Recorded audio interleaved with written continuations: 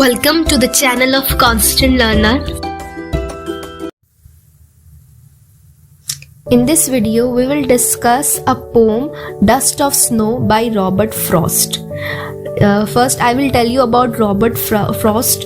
Robert Frost एक American poet थे who is known for his poetry about ordinary people in everyday situation, कि कैसे एक common man जो है, जो situation आती है उसकी life में, उसको कैसे deal करता है, ये बहुत अच्छे तरीके से ये अपनी poetry में बताते हैं. So this poem is also about this thing कि कैसे जो बैड थिंग है, जो बुरी चीज़ है, वो कभी कभी हमारी लाइफ में कुछ पॉजिटिव कर जाती है. कैसे नेगेटिविटी का इम्पैक्ट हमारी लाइफ में पॉजिटिवली पड़ता है कि हम इसको दूसरे वर्ड्स में बोल सकते हैं, वन में हैव द वर्स्ट डे और time but a little good things can make it quite amazing.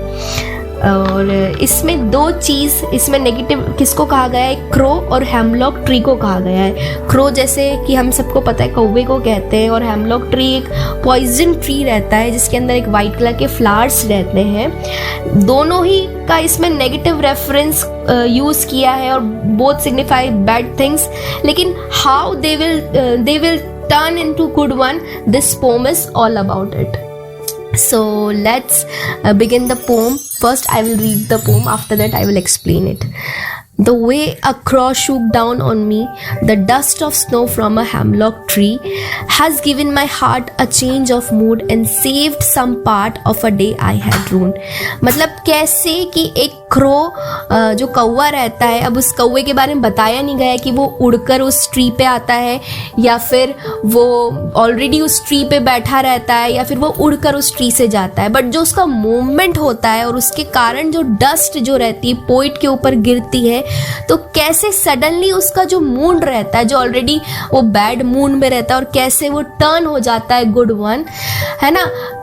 तो कैसे वो गुड वन में टर्न हो जाता है और वो उसका जो दिन बचा कुचा दिन था उसको कैसे वो मतलब उसको रिग्रेट नहीं होता है कि हाँ भाई इसने, जैसे हम पे कोई कुछ चीज़ फेंक देता है तो हम कैसे गुस्सा हो जाते हैं वगैरह कुछ करते हैं, लेकिन जो डस्ट उसके ऊपर पड़ी थी स्नो की, वो उसको लेकर के बहुत पॉजिटिव फील किया था और उसका जो मूड था जो नेगेटिव से पॉजिटिव हो गया था और उसका जो बाकी जितना दिन बचा था वो उसको उसने अच्छे से बिताया. This is all about it.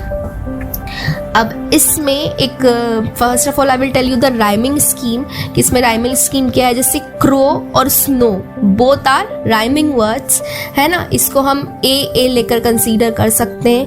And me and tree, है ना, फर्स्ट स्टैंजा में जो सेकेंड लाइन में और जो फोर्थ लाइन में है मी और ट्री, ये भी दोनों राइमिंग वर्ड्स है, इसको हम बी दे सकते हैं. नेक्स्ट है हमारा हार्ट और पार्ट, इसको हम सी दे सकते हैं बिकॉज इनमें दोनों में सेम ट का साउंड है. Last but not the least, mood and rude both are rhyming words.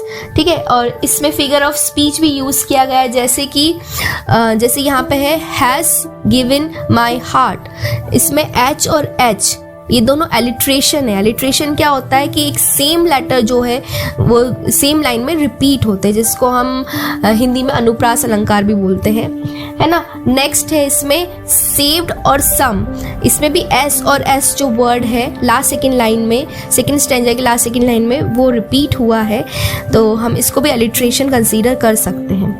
Next है हमारा एसोनेंस. एसोनेंस क्या होता है, जिसमें सेम वाउल का साउंड हो, है ना. जैसे for example clap your hands and stamps your feet, इसमें अ का जो साउंड है वो कंटिन्यूसली रिपीट हो रहा है. सेम एज फर्स्ट स्टैंजा की जो सेकेंड लाइन है शूक डाउन ऑन मी, इसमें ओ का जो साउंड है वो रिपीट हो रहा है, इसको हम बोलते हैं एसोनेंस.